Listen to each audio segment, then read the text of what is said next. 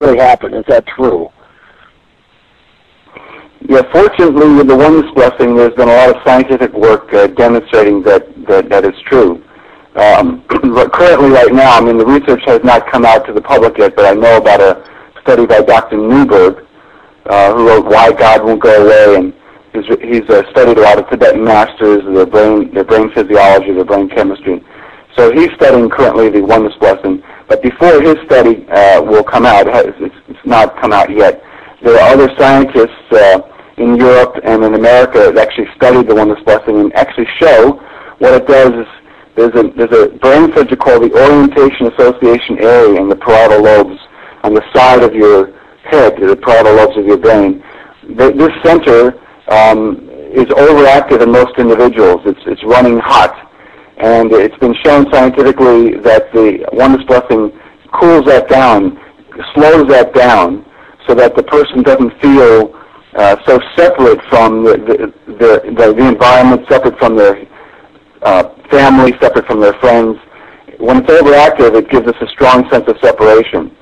So there are scientific studies for those who are skeptical and believe in measurement and science, and they can make these people give them the opportunity to try something, so they see that there's some science behind it.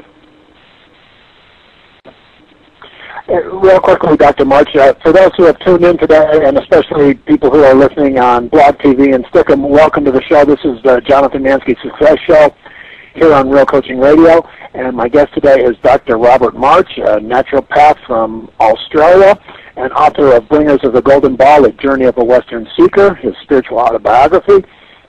And we're talking about manifesting your dreams and partly at the moment how the brain ties into all of that.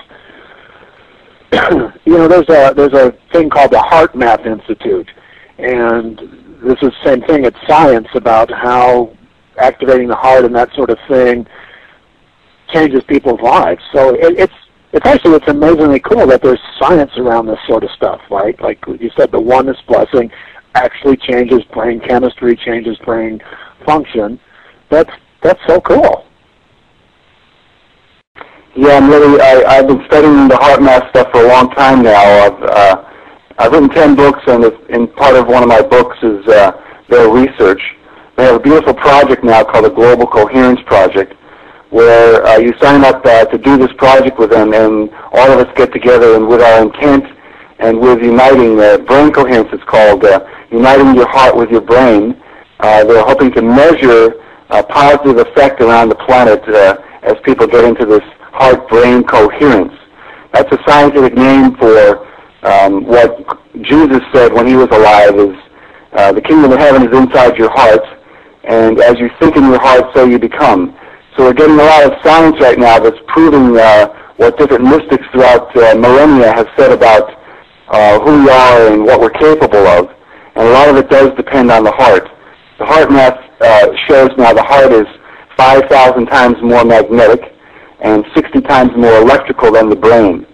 So if you want to advance in life, if you want to manifest your dreams, you're guided, it's recommended that you actually get into the heart, get into the heart chakra for sure, and even the heart as an organ.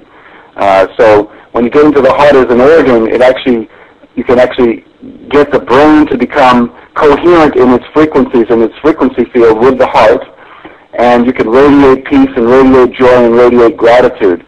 They've done a lot of research showing that when we're stressed out, the heart rate variability shows a stress, and when we're peaceful, the heart rate variability goes into a sine wave, a smoother wave. So a lot of science that shows that it's important for us to get into the heart. Well, there's a question in the chat room, and that is, how can people learn to manage their brain? So what do you have to say about that? How can you learn to manage your brain?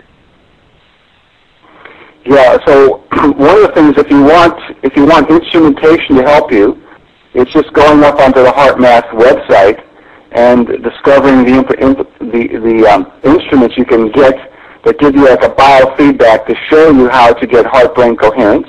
That's one method.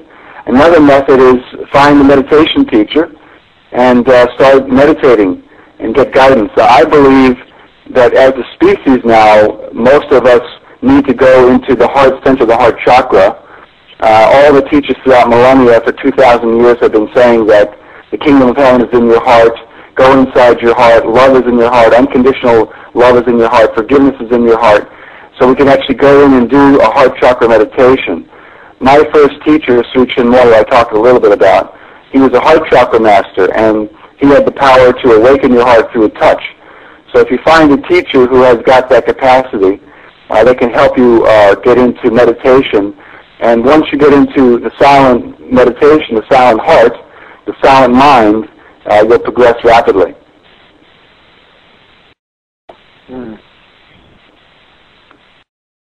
One of my teachers used to say the heart is the hub of all spiritual places. Go there often and well. And I love that phrase. Yes, the heart is an amazing, amazing tool.